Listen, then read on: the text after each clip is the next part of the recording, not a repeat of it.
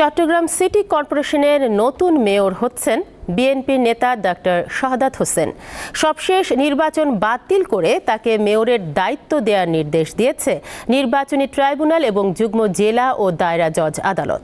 আদেশে আগামী 10 দিনের মধ্যে গেজেট প্রকাশ করার কথা বলা হয়েছে। 2021 সালের 27 জানুয়ারি চট্টগ্রাম সিটি কর্পোরেশনে নির্বাচন অনুষ্ঠিত হয়। নির্বাচনে আওয়ামী লীগের মেয়র প্রার্থী এম রেজাউল করিম চৌধুরীকে মেয়র নির্বাচিত করা হয়। এতে রেজাউল করিম চৌধুরী 3,69,248 ভোট এবং তার প্রধান প্রতিদ্বন্দ্বী বিএনপি শাহাদাত হোসেন 52,489 ভোট পান। ওই বছরের 24 ফেব্রুয়ারি নির্বাচনে কারচুপির অভিযোগে 9 জনকে বিবাদী করে আদালতে মামলা করেন বিএনপি প্রার্থী ডাক্তার শাহাদাত। চট্টগ্রামের যে 20 লক্ষ মানুষ সেদিন ভোট দিতে পারেনি, তারাও আজকে খুশি হয়েছে। তারা মনে করেছে যে আইনের শাসন প্রতিষ্ঠা হয়েছে। আইনজীবী জানিয়েছেন, সাবেক মেয়র রেজাউল করিমের কার্যক্রম অবৈধ ছিল, তাই রায় দ্রুত কার্যকর করতে হবে। 3টা অর্ডার দিয়েছেন। একটা হচ্ছে অবৈধ সরকারের আমলে নির্বাচিত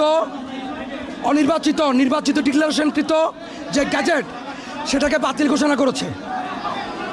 ডক্টর শাহাদাত সাহেবকে বৈধ ঘোষণা করেছে নির্বাচনে, এবং 10 দিনের মধ্যে ওনাকে দায়িত্ব বুঝিয়ে দেওয়ার জন্য ডিরেকশন দিয়েছে। রায়ের সময় বিএনপি নেতা কর্মীরা আদালত চত্বরে উপস্থিত ছিলেন। আওয়ামী লীগ সরকারের পতন হলে গত 5 আগস্ট থেকে গা ঢাকা দেন রেজাউল করিম। পরে 19 আগস্ট তাকে অপসারণ করে স্থানীয় সরকার মন্ত্রণালয়। রুনা আনসারি, দীপ্ত সংবাদ, চট্টগ্রাম।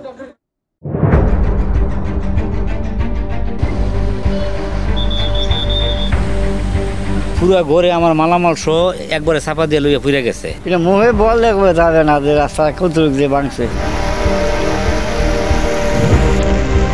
200 বছর আগের ঐতিহ্য মাটির ঘর ছিল, ওই মাটির ঘরগুলো একবারে ভাঙ্গা নিচে পড়ে গেছে। মানুষের তো অসহায়, করার কিছু নাই।